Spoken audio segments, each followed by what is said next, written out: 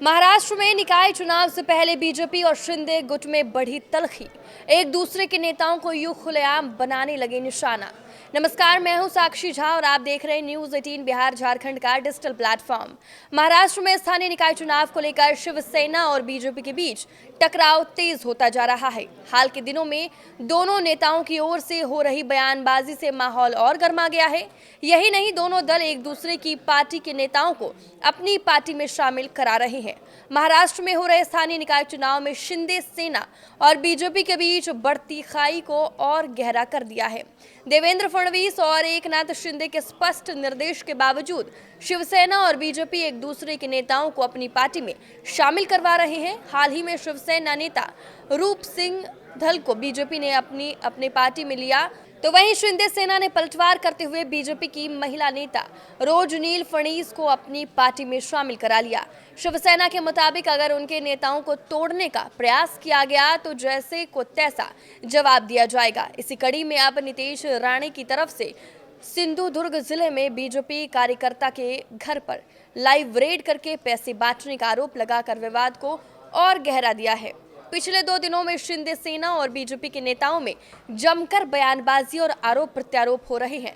शिवसेना नेता और मंत्री संजय शिरसाट ने नांदेड़ जिले में चुनाव प्रचार के दौरान बीजेपी नेता और राज्यसभा सांसद अशोक चौहान पर निशाना साधते हुए कहा कि सभी एजेंसियां आपके पास है, आप खाने में सब्जी खाते हैं या नोट। नासिक में एक जनसभा को संबोधित करते हुए एकनाथ शिंदे के करीबी और मंत्री गुलाब राव पाटिल ने कहा कि मतदान वाली रात को घर के बाहर सोना, आपको लक्ष्मी के दर्शन होंगे। नगर विकास मंत्रालय के पास बहुत पैसा है, ध्यान रहे कि ये विभाग एकनाथ शिंदे के पास है। बीजेपी नेता चंद्रशेखर बावनकुले ने पलटवार करते हुए कहा कि फंड बांटने का फैसला सीएम और दोनों उप मुख्यमंत्री मिलकर लेते हैं।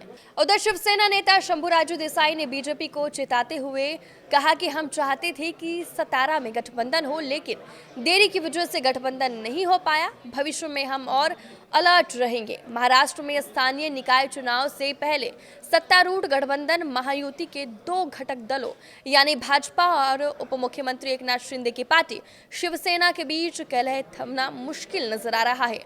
भारतीय जनता पार्टी और एकनाथ शिंदे के नेतृत्व वाली शिवसेना एक दूसरे के कार्यकर्ताओं और नेताओं की खरीद फरोख्त को लेकर दोनों दलों के बीच पिछले कुछ दिनों से तनाव टकराव चल रहा था, जिसे अमित शाह के दखल के बाद माना जा रहा था कि तनाव का दौर खत्म हो जाएगा। लेकिन भाजपा ने फिर से शिवसेना के 3 नेताओं को तोड़कर मिला लिया है। इससे दोनों साथी दलों के बीच तनाव फिर से बढ़ गया है। दोनों दलों के बीच पिछले ही दिनों ये समझौता हुआ था कि कोई भी दल एक दूसरे के नेताओं को अपनी पार्टी में शामिल नहीं कराएगा।